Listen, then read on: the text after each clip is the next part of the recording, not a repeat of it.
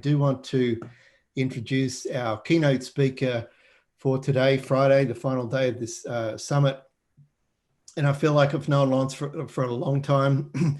He has been a speaker at our real live three-dimensional events at Conscious Capitalism many, many times. And he's always been very generous with his thoughts and time, and which are considerable.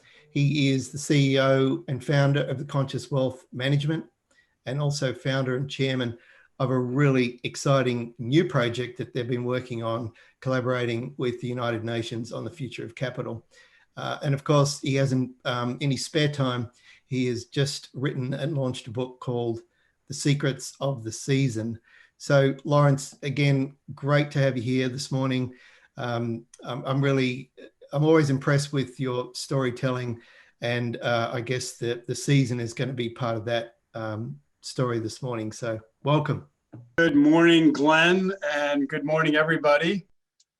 I want to thank you, Heather Burns of the Connecticut Sustainable Business Council, and Glenn, of course, the Conscious Capitalism community, for putting this critically important summit together and for the work that you do to make the world a better place. This morning, I'm going to make some formal remarks that I feel is absolutely critical for the future of our species. So imagine this for a minute. Imagine picking up The Economist magazine. It's August 30th, 2030. Imagine picturing yourself picking up this copy and reading this. Who would have imagined that the greatest flow of capital towards world positive enterprise so far in the history did not come through government, foundations, or venture funds, but from a mission-powered movement of financial advisors and their clients? Think about that for a moment. There's evidence everywhere today of this megatrend. The drive to integrate purpose and capital is this megatrend. Without it, we will not have the leverage to make the changes we need in time to reverse the horrific challenge of climate change and the overall trajectory of our species. This is all of our work. And my message to you today, all of you today listening, is that very positive things are happening in the capital markets to help us move into this purposeful, joyful existence. But it's not going to happen with without each of us doing our part. All worthy, lasting revolutions begin and end with the individual. Evidence for this megatrend that we are in the midst of is everywhere. Larry Fink, the chairman of the world's biggest asset management company, made this vividly clear in his recent letter to CEOs. He explains that global problems are not likely to be addressed effectively by governments or nonprofits, and that business must take the lead. He was putting CEOs on notice that if they want investment dollars to flow their way, they better get busy thinking about a higher purpose for their enterprises. And of course, on August 19th, 181 CEOs of the largest corporations, the Business Roundtable, overturned the 22-year-old Milton Friedman doctrine that social responsibility was the key profit of business roundtables and the thing that they needed to think about the most. That they should not only deliver shareholders, but deliver to their customers and invest in employees, deal fairly with their supporters in which they operate. So why are the Finks and Business Roundtable and so many others urging us to rethink the purpose of business? Not just because they want to help save the world, but also because it's vividly clear to them that this must happen for them and all of us to stay in business. We are witnessing the largest transfer of wealth in history and a colossal trend of money flowing into SRI, socially responsible investments, and ESG, environmental, social, and government-focused investments. These numbers will tell the story. The global ESG-driven assets are over 40 trillion, and we're just warming up.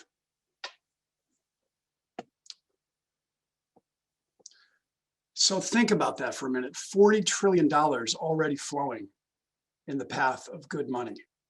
A 2015 study of Deloitte said that nearly 24 trillion of wealth would be transferred in the US over the following 15 years. These millennials and Gen Zers are not interested in remaining unconscious about where they work, spend, and invest their time and resources. They are demanding to work and invest and purchase from companies that look to the triple bottom line of people, planet, as well as profit. So why am I telling you all this?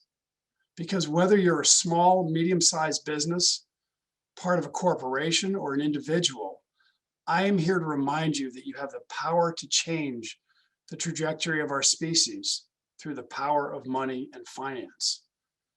There are 350 trillion assets, and households control 70% of that. In the US, small, medium-sized businesses, many of us here in the summit today, control 44% of all US economic activity and create 2/3 of net new jobs and contributed over 6 trillion to GDP, which, by the way, has grown by more than 25% in the last 15 years. This is not just a message for public companies or corporations. It's a message to everyone. So, okay, at this point, in these formal remarks and a little bit of my excitement, you might be wondering, why is this guy so excited about consciousness and the purpose of capital?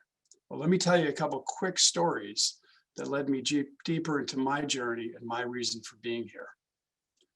After a few years of graduating from college, I made an important choice to become a financial advisor. Looking around, it became clear that money controlled people's lives, and I felt it should be the other way around. I got married, bought a house, and the postman backed up a truck in the driveway to deliver my financial exams. Since it was not my nature to work for a big Wall Street firm, I went out on my own.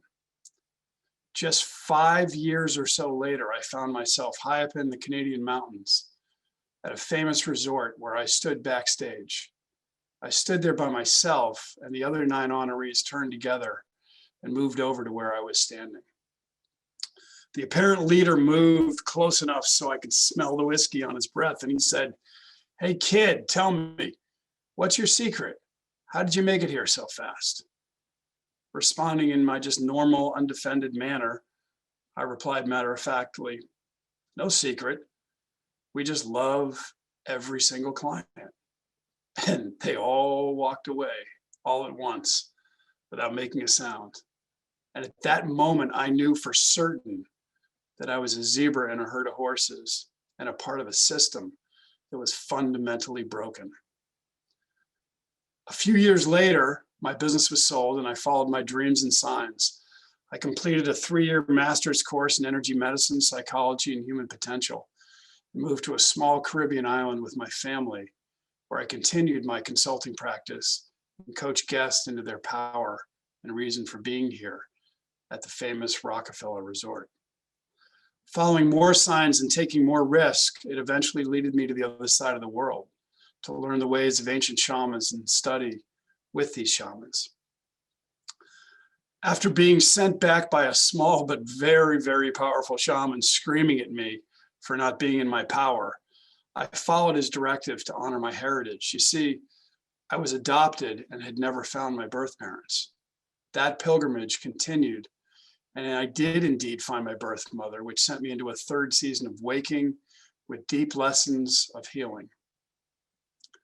Upon my return from the islands, I knew beyond any doubt that my reason for being here was to work in the nexus of consciousness and capital, our species' 2 most powerful tools.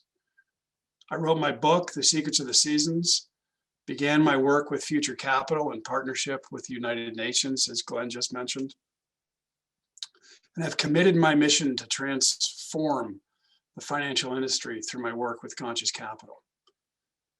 So that's why I'm excited, and I hope you are as well, because whether we're talking about major corporation, sovereign wealth fund, an investment advisory firm like me, or a small, medium-sized business, a family officer, an individual, all of us are part of the wave of the rising global prosperity and being called to live in our power And with this wave comes a growing desire for meaning and purpose.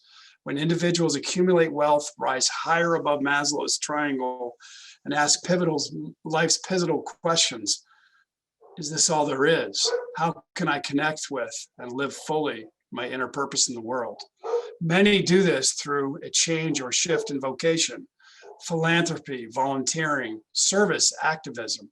While all these are wonderful actions necessary to lift our world where it needs to be, their cumulative impact pales in comparison to what is possible when capital is more clearly aligned with higher purpose in the first place.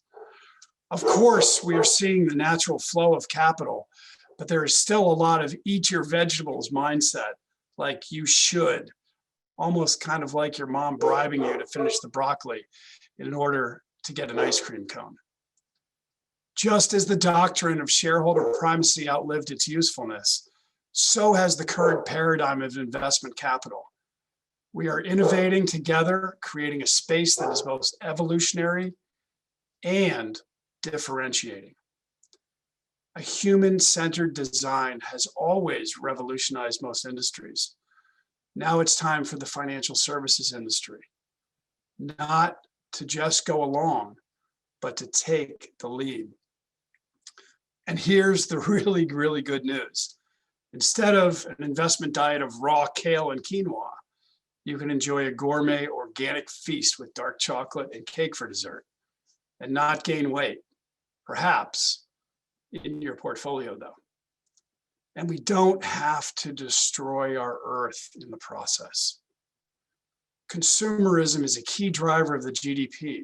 As we strip more and more of the planet to feed the GDP, the side effects have been a catastrophic result. In the past decade, we have lost, as many of you know on this call today, 6.4 trillion tons of ice as the poles are melting. We can't plant ice. Once it's gone, it's gone. And the work all of you are doing for the climate is so critical.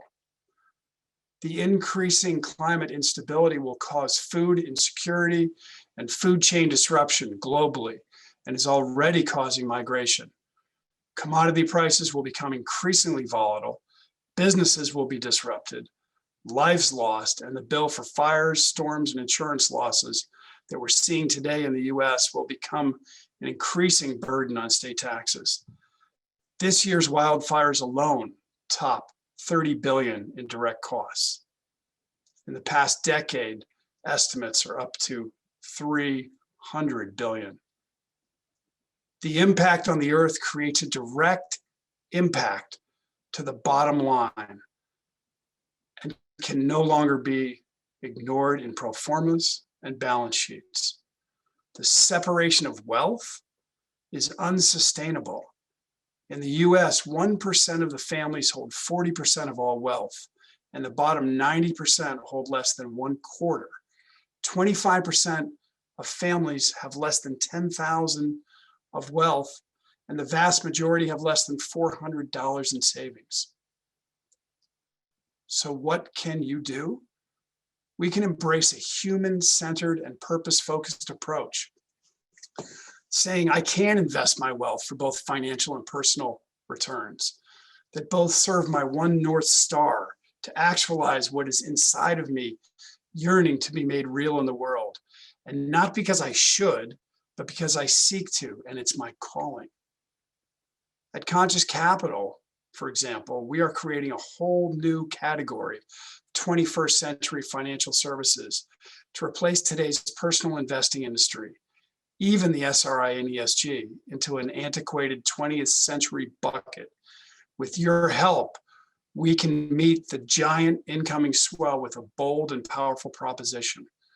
We can build companies that support a culture that allows its employees to do what they love and share in the success while making profit and being attuned to all stakeholders, not just shareholders, including the earth. Each of us is here for a reason, and there is nothing more important than living that reason. It is your greatest asset. It is the future capital. And your financial wealth can be an extension of and in service to your unique purpose. Your investments can help solve the world's most important problems as you generate greater wealth financially and spiritually. Personally, for me, in my many years in the role of a financial advisor, every client has ever told me that they wanted to grow their wealth so they could provide for their family, live the life they love, and leave some kind of positive legacy. Now you can invest in why you are here. You can take stock in who you are, demand to earn, invest, and spend consciously. We can do this. We have the tools. We simply need to take action. It's 9:34 on the East Coast of the United States right now. Do you know where your investments are?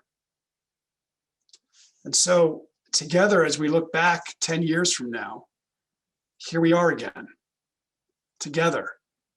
And you decided you wanted to be part of this movement. You took action to align your capital in all forms with purpose. And we are reading the story that said, we did it. Go do good. And thank you for believing you can make a difference in making the world a better place. Thank you so much, Lawrence. You are welcome. It's an honor to be here, and I appreciate everybody's time and commitment to this really important mission.